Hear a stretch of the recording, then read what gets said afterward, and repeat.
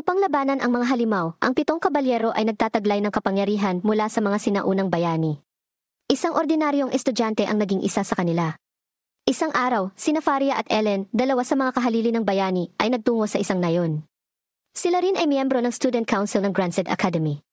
Kailangan nilang iligtas ang nayon mula sa mga halimaw na tinatawag na Pisces at umaasa silang makahanap ng kahalili na katulad nila.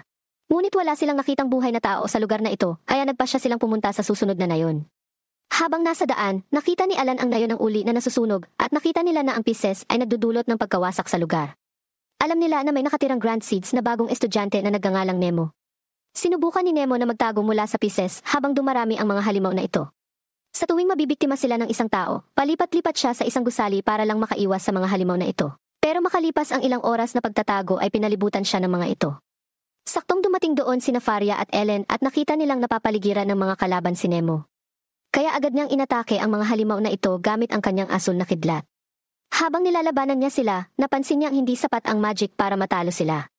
Dahil dito, ginamit niya ang succession dahilan para magkaroon siya ng kapangyarihan ng bayani na nagngangalang Inumiya. Ginamit niya ang mas malakas na asul na kidlat at walang kahirap-hirap na natalo ang iba pang Pisces. Nang alisin ni Faria ang Pisces malapit sa kanila, ang iba pang mga halimaw ay mabilis na umalis sa nayon sa gabi. Habang sila ay pabalik sa Grand Seed kasama si Nemo, pinag-usapan nila ang pagkakaroon ng mga unang bayani at isa sa kanila ay si Inumiya. Pinili ng Diyosa na si Sarus ang mga bayani upang protektahan ang mundo noong malapit na itong wasaki ng masamang Diyos na si Nestra. At ang mga taong nagtataglay ng kapangyarihan ng mga bayaning ito ay kanilang mga kahalili. Ngunit naputol ang kanilang pag-uusap nang bigla silang inatake ng isang Pisces na nagawang paikutin ang tren na kanilang sinasakyan palabas ng riles. Nakaalis na sila at nang magkamalay si Nemo ay agad itong lumapit kay Faria.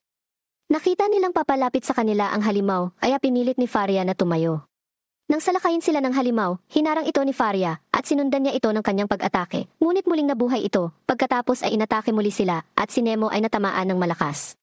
Pagkatapos nito, gumawa ng hadlang si Faria para pansamantalang matigil ang pag-atake sa kanila ng Pisces. Sinabi niya kay Nemo at Ellen na umalis sa lugar habang sinusubukan niyang pigilan ang halimaw na ito, ngunit hindi sumang-ayon si Nemo sa kanyang desisyon. Sa mahirap na sitwasyong iyon, biglang lumitaw sa harapan niya ang isang, misteryosong card. Nang hawakan ito ni Nemo, pumunta siya sa ibang dimensyon. Pagkatapos ay narinig niya ang boses ng isang babae, at ito pala ay ang Diyosang Saris. Tinanong niya ito kung ano ang gusto niyang hilingin, at agad niyang sinabi na gusto niya ng sapat na kapangyarihan upang hindi niya iwanan si Faria. Dahil dito, nakilala ng Diyosa ang kanyang kagitingan at ito ang sandaling nagpakita sa kanya ang isang bayani. Kinuha ng Pisces ang bago ng tren at inihagis ito sa harang na naging sanhi ng pagkabasag nito. At nang tatamaan na sana nito si Faria, ay mabilis itong pinutol ni Nemo gamit ang kapangyarihang nakuha niya mula sa bida. Dahil maliit na bahagi lang ng katawan ni Nemo ang nabago. Naisip agad ni Faria na hindi pa tapos ang kontrata ni Nemo sa kanyang bida. Ngunit sinabi ni Inumiya kay Faria na hindi siya dapat mag-alala dahil naniniwala siya sa kakayahan ni Nemo. Sumugod si Nemo sa pag-atake, ngunit nagpakawala ang Pisces ng dalawang maliliit na halimaw na agad namang natalo ni Nemo. Namangha si Faria na napakalakas ni Nemo kahit hindi pa kumpleto ang pagkakasunod-sunod nito. Kinuha ni Nemo ang sandata ni Farias at ibinalik niya ito sa kanya. Pagkatapos ay nagtulungan sila laban sa kaaway. Matapos salakayin ni Nemo ang mata ng Pisces, sinundan naman ito ni Faria ng panibagong pag-atake hanggang sa tuluyan nilang talunin ang halimaw. Matapos ang ilang oras na paglalakbay, nakarating na sila sa Grand Seed Academy at namangha si Nemo nang makita ang bago niyang paaralan. Habang sila ay nasa paaralan, isa sa 7 kabalyero na nagngangalang Zoo ang lumapit sa kanila. Siya ang kahalili ng bayani na pinangalan ng Spike at may dala siyang, dragon na Pisces na natalo niya. Maya-maya, ipinatawag ni Faria ang iba pang miyembro ng 7 kabalyero na bahagi rin ng Student Council. Bukod kay Ju, nandoon din sina Gareth, Shirley at Gul'dan. Hindi rin nagtagal nang dumating si Faria sa silid at ipinakilala niya si Nemo bilang bagong miyembro ng Seven Knights. Nagulat silang lahat sa announcement niya at akala pa nila nagbibiro lang siya. Agad naman itong tinutulan ni Shuri dahil bagong estudyante pa lamang si Nemo at wala pang karanasan sa pakikipaglaban. Ngunit sinabi ni Faria na nakagawa si Nemo ng kontrata sa isang bayani kahit na ito ang kanyang unang pagkakataon sa pakikipaglaban sa isang Pisces. Nagulat ang 4 dito dahil alam nilang kailangang dumaan sa maraming pagsasanay bago maging kahalili. Kaya tinanong ni Gareth si Nemo kung sinong bida ang nakakontrata niya, ngunit hindi nakasagot si Nemo dahil hindi pa malinaw sa kanya ang lahat. Tapos si Faria, inatasan si June na ipakita si Nemo sa paligid ng school. Pagkatapos ng pagpupulong, habang naglalakad sila sa paligid ng paaralan, nadaanan nila ang estatwa ng isa sa mga unang bayani, biglang nabanggit ni June na handa rin itong ipagsapalaran ang kanyang buhay para protektahan ang mundo. Biglang dumating si Sofia, na isang librarian sa akademya, at alam na niya ang kwento kung paano naging kahalili si Nemo. Sinabi niya kay Nemo ang natural na paraan upang maging isang kahalili, ngunit mayroon ding iba na nakamit ito dahil sa patnubay ng kapalaran, tulad ng nangyari sa kanya. Matapos maipakita si Nemo sa paligid ng paaralan, dinala siya ni Ju sa dorm na kanyang tutuluyan. Pagbukas niya ng pinto ay nalaman niyang kasama niya sina Faria at Ellen sa dorm na ito. Kinabukasan, pagkatapos ng klase niya, nakipagkita siya kay Gareth sa lobby. Hiniling sa kanya ni Gareth na dalhin ang gamot sa duwende sa Alchemy Research Institute dahil sinabi niya na hindi siya komportable sa lugar na iyon. Agad namang pumayag dito si Nemo at mabilis na umalis. Pagdating niya doon, nakasalubong niya si Claire na nakatanggap ng kung anong sentensya ni Gareth. Nasa Research Institute din pala si Joe, pero maya-maya ay may narinig silang pagsabog. Paglabas nila ay nakita nila ang Pisces Dragon na nagawang pakawalan ang sarili mula sa pagkakakulong sa yelo na nilikha ni Joe. Nang makita nila si Sofia na may kasamang ibang estudyante, agad na nag-transform si Joe at inatake ang dragon. Pagkatapos ay inutusan niya si Nemo na dalhin si Sofia at ang iba pa sa isang ligtas na lugar. Nilabanan muli ni Zu ang dragon at nang hatiin niya ang ulo nito, nagulat siya na buhay pa ito at muling bumangon. Nagpalitan sila ng mga pag-atake at bumalik si Nemo kay Ju pagkaraan ng ilang sandali dahil nararamdaman ni Ju na lumalakas ang dragon. Inutusan niya si Nemo na pumunta kay Faria para humingi ng tulong habang pinipigilan niya ang dragon. Pero hindi ginawa ni Nemo ang itinanong sa kanya dahil ayaw niyang iwan si Ju. Sa halip, kinuha niya ang punyal para umatake. Ginamit niya ang sunod-sunod at itinutok sa core ng dragon. Pagkatapos ay nagawa niyang gapusin ang kalaban at hiniling niya kay Ju na mabilis na salakayin ang core ng dragon dahil si Nemo ay nagpupumilit na pigilan ang dragon, ang kanyang bayani na nagpakita muli. At iyon ang sandaling natapos ang kontrata nilang dalawa. Nakita ni Chu at Spike ang kaibuturan ng dragon, kaya agad niya itong pinuntirya, dahilan upang tuluyan nilang talunin ito. Pagkatapos noon, nilapitan ni Ju si Nemo at sinabi sa kanya ang tungkol sa araw na sinalakay ng Pisces ang kanilang lugar. Ang kanyang ama ay isa ring kahalili na namatay habang pinoprotektahan ang buong lungsod. Ito ang dahilan kung bakit gusto niyang maging malakas tulad ng kanyang ama at protektahan ang mga tao. Sa kabilang banda, kinausap ni Shirley si Faria tungkol kay Nemo dahil naniniwala siya na ito ay walang muwang at mahina.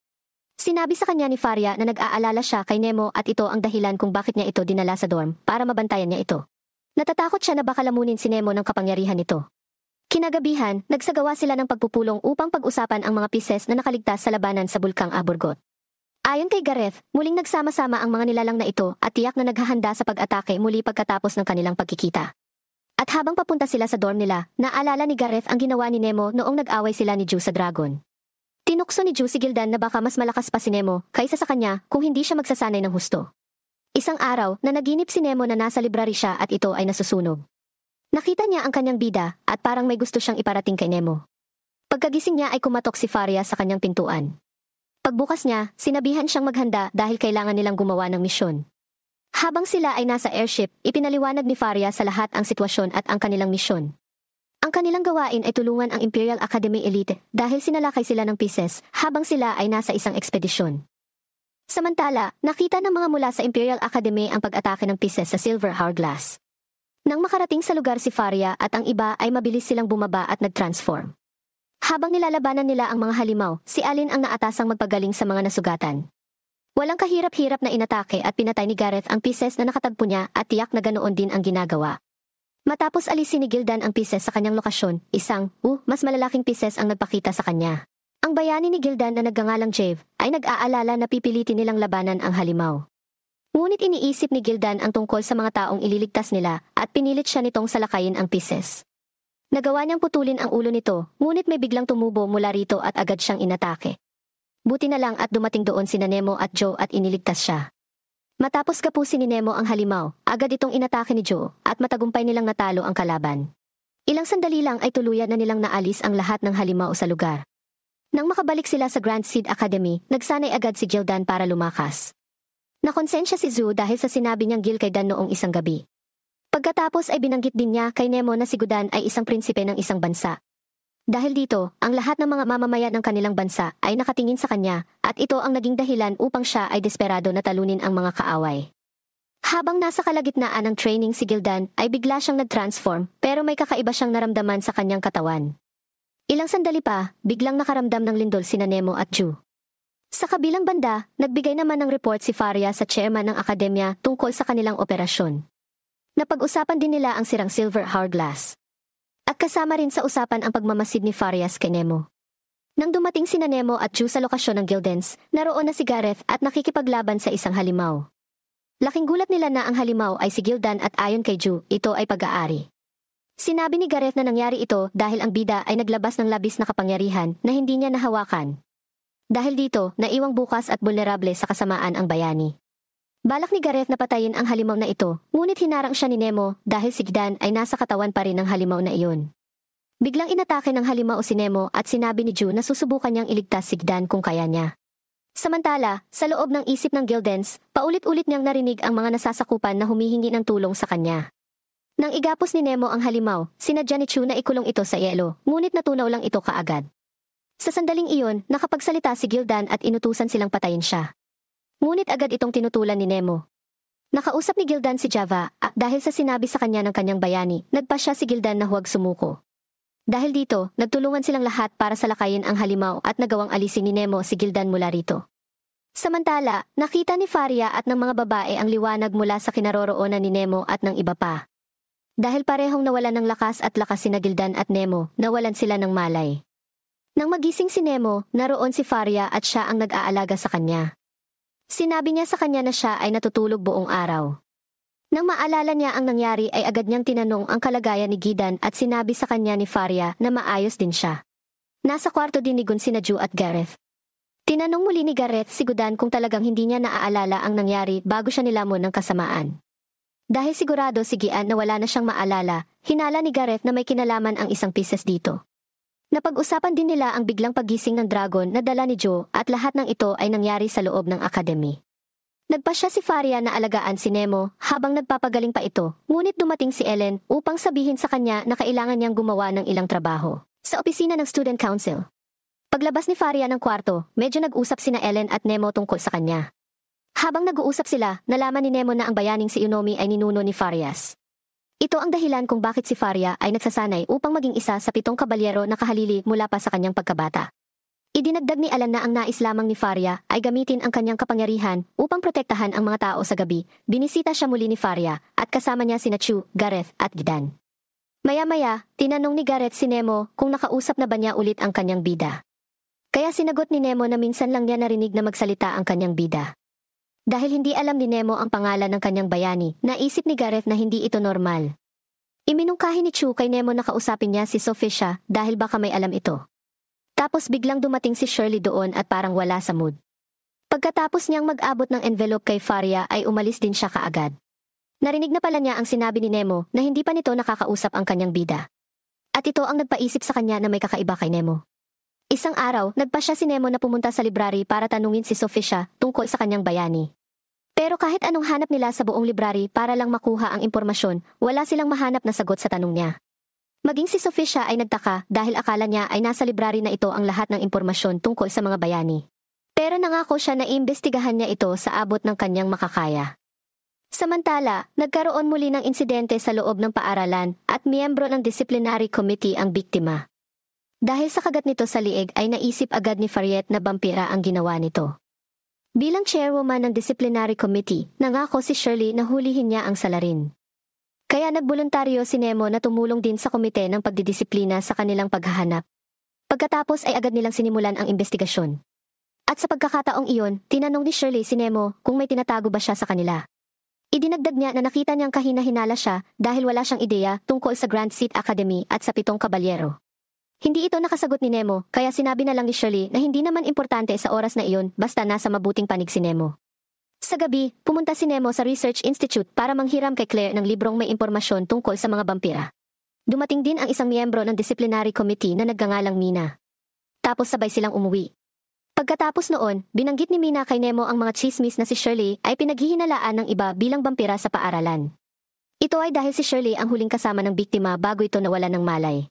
Kaya humingi ng pabor si Mina kay Nemo kung maaari niyang samahan siya sa pag-iimbestiga sa kagubatan. Habang naglalakad sila sa kagubatan, laking gulat nila nang makitang sinisipsip ni Shirley ang dugo ni Ellen. Aksidenteng natapakan ni Mina ang isang patpat na narinig naman ni Shirley, kaya mabilis siyang sumugod sa kanila. Nang makita niyang sina Nemo at Mina iyon ay umalis kaagad si Shirley. Ngunit nagpa siya si Nemo na sundan siya. At habang tumatakas siya, kinausap niya ang kanyang bayani na nagngangalang Rachel.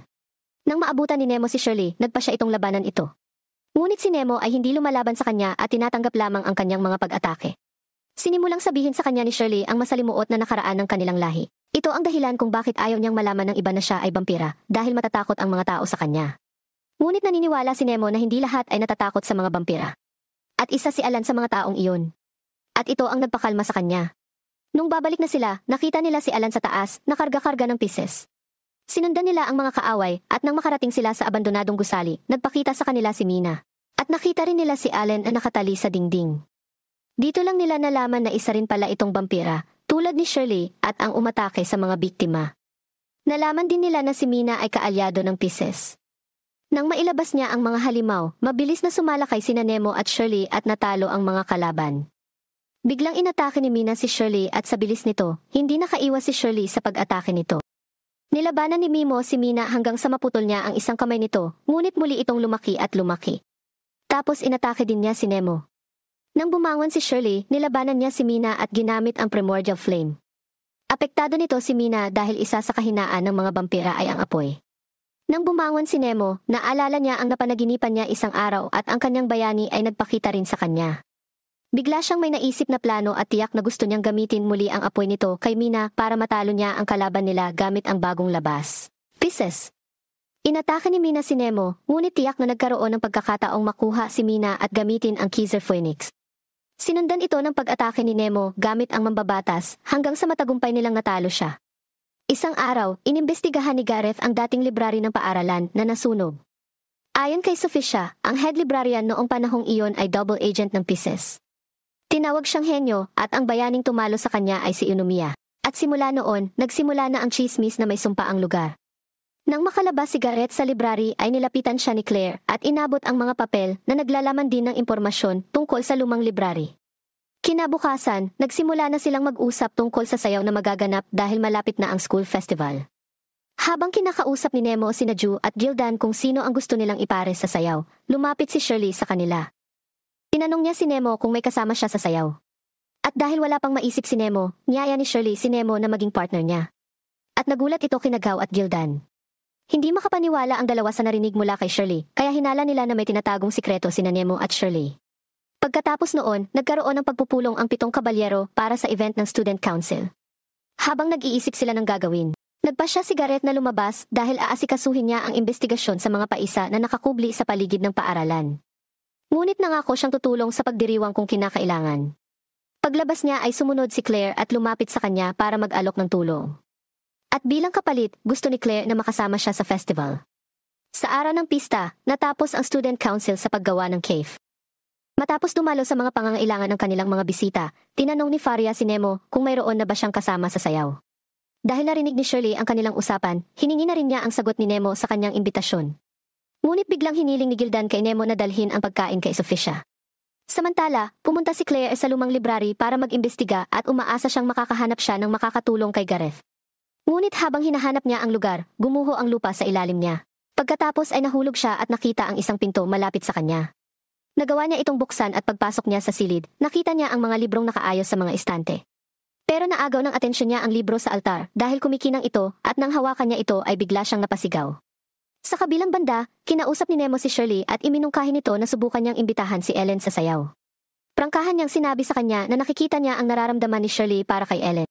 Pagkatapos noon, nagpasya na rin si Nemo na sasayaw sila ni Faria. Nagtataka si Gareth dahil wala pa rin si Claire. Makalipas ang ilang saglit na paghihintay, dumating siya at nagsayaw sila bago matapos ang kanta. Habang nagsasayaw sila, napansin ni Gareth ang malakristal na bagay na unti-unting tumatakip kay Claire sa buong katawan. Laking gulat niya nang nabasag na parang salamin ang mga parte ng katawan ni Claire at naging sanhi ito ng pagkamatay niya sa araw ng libing ni Claire. Pero hindi na nagpakita si Gareth pagkatapos noon. Nakita siya ni Nemo sa likod ng puno at nilapitan siya. Nakonsensya si Gareth dahil nangyari ito kay Claire. Dahil sa kanya. Nagalit siya at nangako na sisiguraduhin niyang mahahanap ang taong gumawa nito sa kanya. Habang si Faria ay ipinatawag ng chairman ng akademya at iba pang matataas na opisyal at ipinakita sa kanya ang kasalukuyang sitwasyon sa Bulkang Burgot. Ayon sa kanila, isang underground facility ang natuklasan sa lugar na ito. Ipinakita rin nila ang mga lungsod na matatagpuan sa paligid ng bulkan na sinalakay ng Pieces noong nakaraang taon.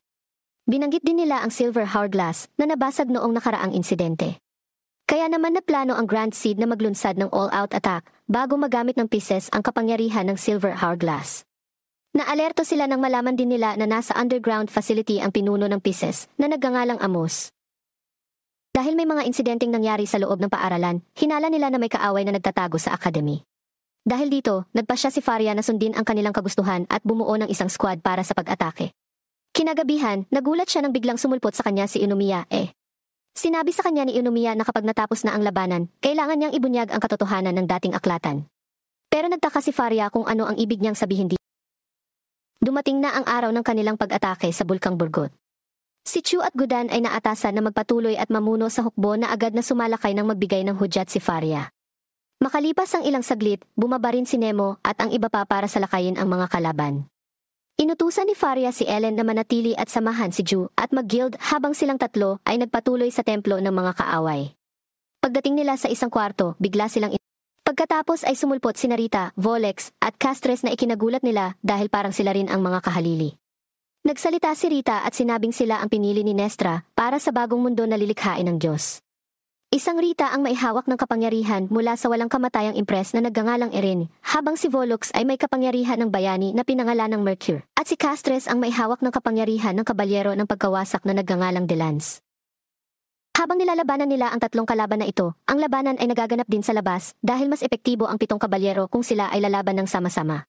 Sinubukan ni Nemo na iwan si Castres at pumunta kay Faria. Nagtulungan silang labanan si Rita, ngunit ilang sandali pa ay nakarating na si Castres sa kanilang kinalalagyan. Nang matagpuan niya ang mga ito, nagalit si Rita dahil medyo matagal dumating si Castres, ngunit nilinaw sa kanya ni Castres na hindi ito pumunta para lang tulungan siya. Nang salakayin niya si Nemo, bumagsak si Nemo sa kanya. Muling umatake si Castres kahit nandoon si Rita, pero hinarang ni Nemo ang sandata nito. Sa kabilang banda, pinanood ni Amos ang mga nagaganap na labanan sa iba't ibang bahagi ng pasilidad. Humingi siya ng kapangyarihan kay Nestra, at pagkaraan ng ilang sandali, lalong lumakas si Rita at ang dalawang kaaway ng grupo ni Nemo. Samantala, pumunta si Garrett sa lumang aklatan para imbestigahan ang dahilan ng pagkamatay ni Clay. Pagpasok niya sa isang silid, nakita niya ang isang altar na kapareho ng disenyo ng Pisces, at nagsimulang lumabas ang mga halimaw dala ang biglaang lakas na natanggap ng mga kalaban. Napansin din ng ibang mga estudyante na lumakas din ang mga Pisces na kanilang kinakalaban. Nagawa ni Volex at Castres na talunin si Nemo, ngunit sa sandaling nawala si Volex sa kanyang focus, nagkaroon ng pagkakataon si Nemo na atakihin siya. Tinamaan ng malaking bato si Vops at nataranta si Castres sa mga pag-atake sa kanilang paligid. Sa pagkakataong iyon, mabilis na kumilos sina Faria at Shirley para tulungan si Nemo. Galit na galit si Volex dito kaya nawalan siya ng galit at walang ingat na sinaktan ang mga Castre sa susunod niyang pag-atake. Biglang nakaramdam ng kakaiba ang kanilang mga kaaway at kasabay nito, ang mga tanikala sa kanilang mga bayani ay tinanggal. Sinabi ni Faria na nangyari ito dahil ayaw ng kanilang mga bayani na tratuhin sila bilang mga kasangkapan lamang. Ngunit nagsalita si Rita at sinabing ito ang itinuro sa kanila ng kanilang pinuno. Inatake ni Castres si Nemo, ngunit tiyak na agad na kumilos upang protektahan siya. Nagawa ni Nemo na igapos si Castres at gamit si Shirley Skeezer Phoenix, nagawa nilang talunin siya. Pagkatapos noon, sa sobrang takot ni Volex ay mabilis siyang tumakbo palayo. Sinabihan ni Nemo sina Faria at Shirley na pumunta sa templo at siya na muna ang bahala kay Rita. Dahil nagtiwala si Faria kay Nemo, sinunod nila ang kanyang utos na pumunta sa templo. Nang maiwan si Nemo kay Rita, sinabi niya rito na parang magkapatid ang trato nila ng kanyang mga kasama. Dito lang napagtanto ni Rita na si Nemo ay isang artificial successor din tulad nila. Inatake niya si Nemo habang tinatanong siya kung bakit siya nagbago at nagtaksil sa kanilang Diyos. Pagkatapos ay sumagot si Nemo na gusto niyang mamuhay ng bagong buhay. Nang matumba siya ni Rita ay nagawa pa rin siyang sipain ni Nemo. Hindi na nakagalaw si Rita nang makitang sumusugod si Nemo sa kanya. Bigla niyang narinig ang boses ng kanyang bayani at binigyan siya nito ng kapangyarihan. At agad na nalaman ni Nemo na si Rita's hero ang gumawa ng koneksyon sa kanya. Pagkatapos ay sinabi niya na si Rita ay may tiwala sa kanyang bayani kumpara sa mga Volex at Castres na nakikita lamang ang kanilang mga bayani bilang mga kasangkapan sa isang labanan. Dahil sa sinabi ni Nemo, nakumbinsi niya si Rita na sumama sa kanila para labanan si Amos at ang Pisces. Nang marating ni Volex si Amos ay agad siyang humingi ng tulong upang muli niyang makontrol ang kapangyarihan ng mga bayani. Ngunit hindi na sila pinansin ni Amos dahil natagpuan na raw niya ang tunay na anak ng kapahamakan na hinahanap niya. Dagdag pa niya, darating siya kaagad habang pinapanood sina Nemo at Rita. Pagkatapos ay nagpasya siyang patayin si Volex dahil hindi na siya kapakipakinabang sa kanya. Ilang sandali pa, dumating sina Faria at Shirley sa templo. Habang nakikipaglaban si Garrett sa Pisces, pumunta si Sophisha doon upang tulungan siya. Nang makalayo sila sa mga halimaw, isiniwalat ni Sophisha ang kanyang natuklasan tungkol kay Nemo. Nilabanan ni Faria at Shirley si Amos, ngunit kahit ilang beses na nila itong sinaktan, walang epekto ang mga iyon sa kanya at mabilis na gumaling ang sugat nito. Pagkatapos ay nalaman nila na ginagamit ni Amos ang kapangyarihan ng Silver Hourglass upang manipulahin at kontrolin ang oras. Sinabi pa ni Amos sa kanila na itinuring niya ang kanyang sarili ang tanging tunay na bayani ng modernong panahon. Pagkatapos ay umatake siya at itinapon si Fario. Ngunit dumating si Nemo sa tamang oras upang mahuli siya. Nang matalo ng grupo ni Naju at Gildan ang mga kalaban sa labas, agad silang pumunta sa lugar ng ritual na ginamit ng pieces upang makuha ang kapangyarihan ng Silver Hourglass. Inilagay nila ang orasa sa gitna na isa sa mga gawaing ibinigay sa kanila ni Ellen. Pero nagtaka si Ju kung bakit hindi sila na-inform tungkol sa iba pang detalye patungkol sa kanilang misyon. Sa kabilang banda, malugod na tinanggap ni Amos ang pagbabalik ng tinatawag niyang anak ng pagkawasa. At si Nemo pala. Ito ang sandaling nalaman ni Rita na ginawa lamang silang pain ni Amos sa paghahanda sa pagdating ng tunay na anak ng kapahamakan. Nang makita niya ang bangkay ni Volix na nakahandusa sa tabi nito, nagalit siya at inatake si Amos. Nagawa niyang tamaan siya, ngunit hindi rin ito umubra at ginantihan lang siya ni Amos. Sinadya ni Amos na isakripisyo ang anak ng pagkawasa dahil ito ang mag-udyok sa pagdating ng Diyos ng pagkawasa. Pagkatapos niyang salakayin at ibagsak ang mga ito, sinimulan niyang gisingin si Nemos tunay na sarili. Pero may biglang dumating. Kaya itinigil ni Amos ang ritual. At si Ellen pala. Gamit ang orasa na inilagay ni Gildan sa lugar ng ritual at ang kapangyarihan ng bayani ni Eileen na nagngangalang Vanessa, gumawa sila ng plano upang talunin si Amos. Sinimulan ni Alan na gamitin ang kanyang kapangyarihang bayani at itinigil ang oras. Kaya noong inatake siya ni Amos, ibinalik na lang niya ito sa kanya. Maya-maya, nabasag ang singsing ni Amos na may lakas ng Silver Hourglass. Hindi makapaniwala si Amos na alam ni Ellen ang kanyang trump card, kaya sinabi sa kanya ni Ellen na iyon ay dahil nakita na niya ito. Pagkabasag ng singsing ay bumalik sa normal ang braso ni Nemo. Ngunit nanghina si Ellen dahil ginamit niya ang karamihan sa kanyang kapangyarihan. Kaya nahulog siya at nawala ng malay. Si Nemo at Faria ay nagpatuloy sa pakikipaglaban at pagsalakay kay Amos. Pagkatapos ay napagmasdan nila na ang kanilang mga pag-atake ay maaari na ngayong Habang nagpapalitan ng atake sina Faria at Amos, inihanda ni Nemo ang mambabatas. Tinutukan ni Amos si Nemo, ngunit napigilan ni Rita ang kanyang pag-atake. Nang ilabas ni Nemo ang kapangyarihan ng Legos Breaker, sinubukan itong harangin ni Amos, ngunit dahil sa lakas nito, nakalusot pa rin ito at natalo siya. Dahil dito, isa-isa ring bumagsak ang pieces sa labas. Matapos ang pagkatalo ng pinuno ng mga kalaban. Sinabi rin ni Nemo na tapos na rin ang kanyang role. Ngunit hindi maintindihan ni Faria ang ibig niyang sabihin dito. Biglang gumuho ang templo kaya agad silang kumilos para makaalis doon. Ayaw sumama sa kanila ni Rita, ngunit bago siya umalis, binalaan siya nito dahil pinili siya bilang anak ng pagkawasa. At hindi na ito mababago. Si Nemo at ang iba ay matagumpay na nakalabas sa templo at bumalik upang magbigay ng binhi. Wala silang ideya na buhay pa si Amos dahil nagawa niyang gamitin ang kapangyarihan ng Silver Hourglass sa Pero unti-unti, nababalot siya ng kristal na katulad ng nangyari kay Claire. Dito nagpakita sa kanya si Sofia, nakakampi pala ni Amos, na nagbigay sa kanya ng maling pag-asa na magtatagumpay siya sa laban. Pinlano lang pala ni Sofia na si Amos ang mamuno ng maayos sa mga pieces, dahil naniniwala siya sa maling pangitain ni Sofia. Ilang saglit lang ay nabalot na ng bubog ang buong katawan ni Amos. Hindi alam ni Sofia na naroon pa rin si Rita, at narinig niya ang usapan nila ni Amos. Pagdating nila sa Grand Seed, bigla silang pinalibutan ng ibang estudyante. Naroon din si Gareth at itinutok ang espada kay Nemo dahil alam na niya ang tunay na pagkatao nito. Inakusahan din si Nemo na responsable sa nangyari kay Gian at sa pagkamatay ni Claire. Dahil dito, ikinulong nila siya habang patuloy ang investigasyon sa kanya. Binisita siya ni Faria dahil nalaman nila na ang tinatawag na maldita double agent hero na nagngangalang Genius ay si Nemo's hero. Hinala nila na ang sinasabing sumpa sa lumang aklatan ay ang kapangyarihan ng henyo. Nagkaroon ng pagpupulong ang Student Council at ipinakita sa kanila ni Gareth ang investigasyon na ginawa ni Sofia kasama ng board, kung saan nalaman nila na ang tatlong artipisyal na kahalili na kanilang nilabanan sa Bulkang Burgot ay katulad ni Nemo. Ngunit hindi pa rin sang-ayon si Gildan sa pagtrato ng paaralan kay Nemo. Naintindihan naman ng iba na kailangan nilang gawin ito kay Nemo habang hindi pa sila sigurado kung kakampi ba ito o kaaway dahil baka magdulot din ito ng panik sa ibang estudyante. Kaya nagpasya si Gildan na umalis na lang doon at sinabing siya ang magliligtas kay Nemo. Pagkatapos ng pulong, pinuntahan ni Gareth si Nemo at sinisi siya sa pagkamatay ni Claire. Ngunit sinabi ni Nemo na wala siyang kinalaman dito.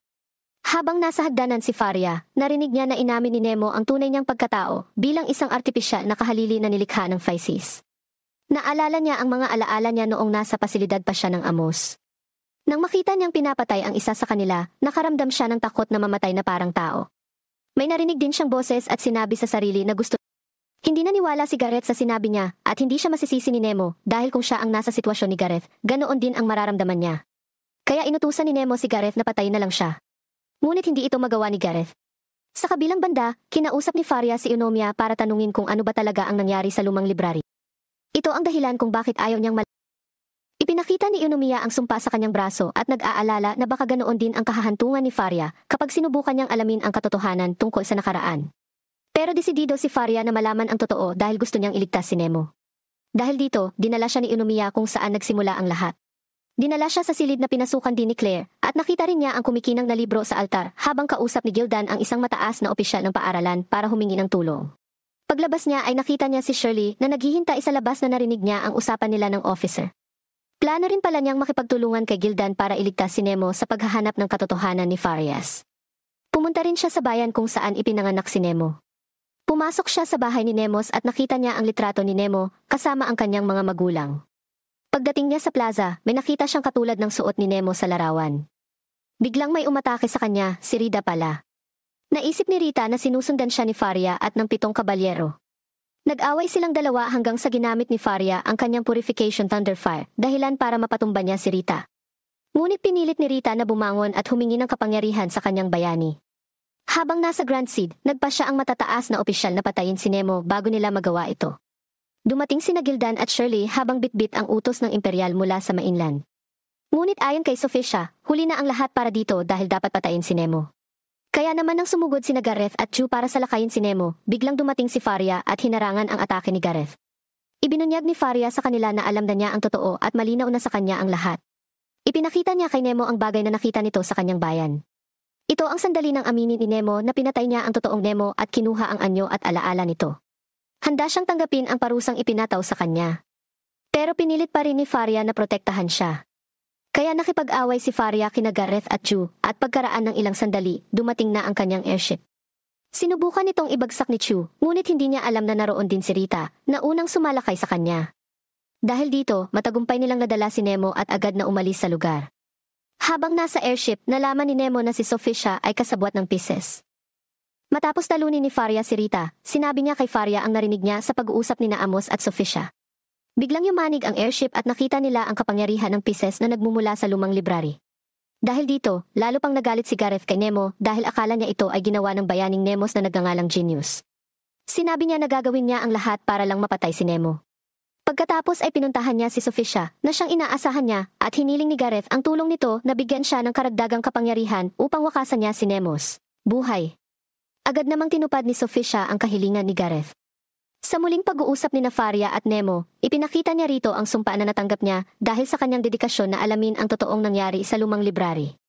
Idinagdag niya na noong una ay gusto lang niyang protektahan si Nemo dahil ito ang kanyang misyon bilang kapalit. Ngunit sa tuwing magkasama sila, nararamdaman niya na malapit na siyang makalaya sa misyong ito. Nang malapit na sila sa lumang library ay bumaba na sila para makapasok dito pero hinarangan sila ni Joe na kasama nila Shirley at Gil Daniel. Gusto nilang makuha si Nemo dahil sa bayanin nito.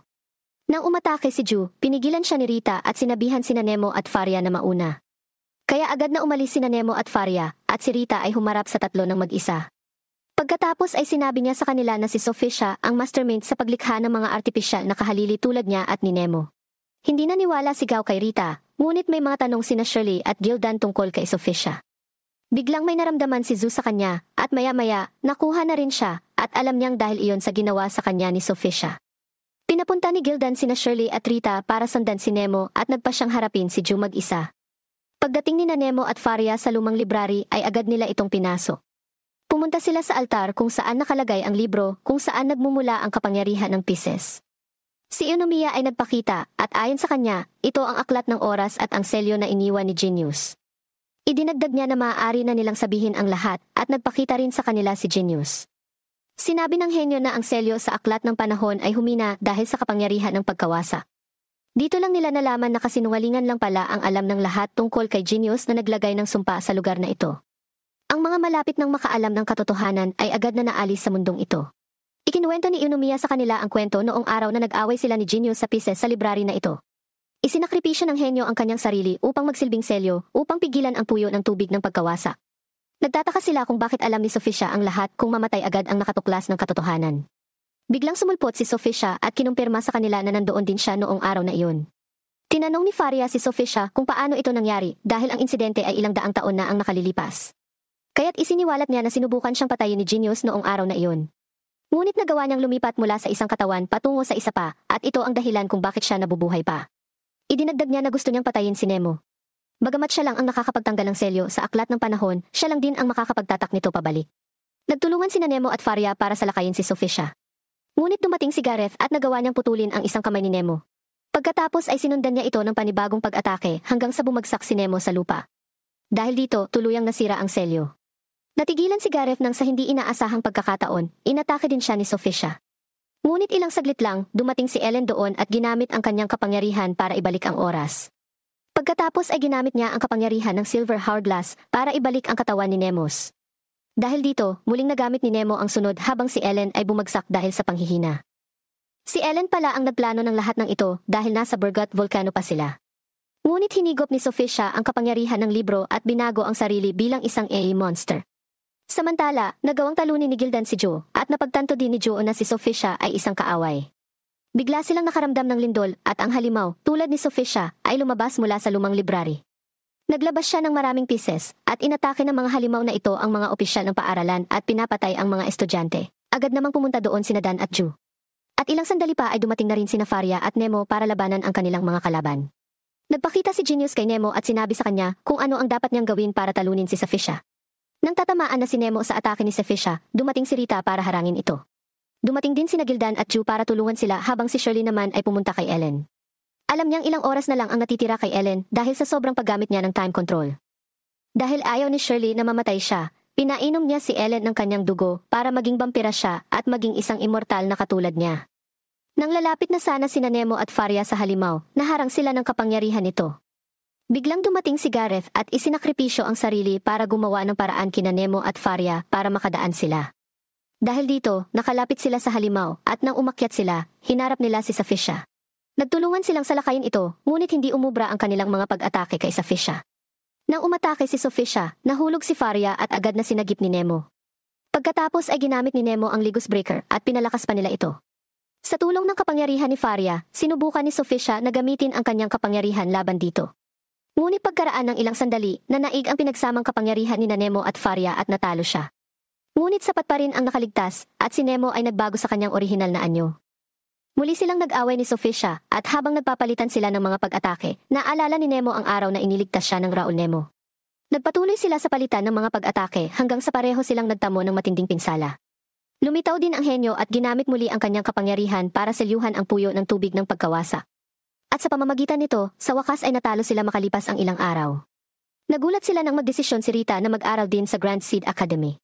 Nang ma-discharge si Gareth sa ospital, hinihintay na siya ng iba, at nagsorry din si Gareth sa kanila sa ginawa niya. Sa kabilang banda, nagpa siya sina Nemo at Faria na umalis sa Grand Seed Academy at naglakbay habang bitbit ang aklat ng oras. Ito ang katapusan ng 7 gabing revolusyon. Sana magustuhan nyo at bigyan nyo ng thumbs up. Mangyaring mag-subscribe sa aking channel upang hindi mo makaligtaan ang mga bagong upload na video. Salamat sa panonood. Kayo numiya para itanong kung ano ba talaga ang nangyari sa lumang library.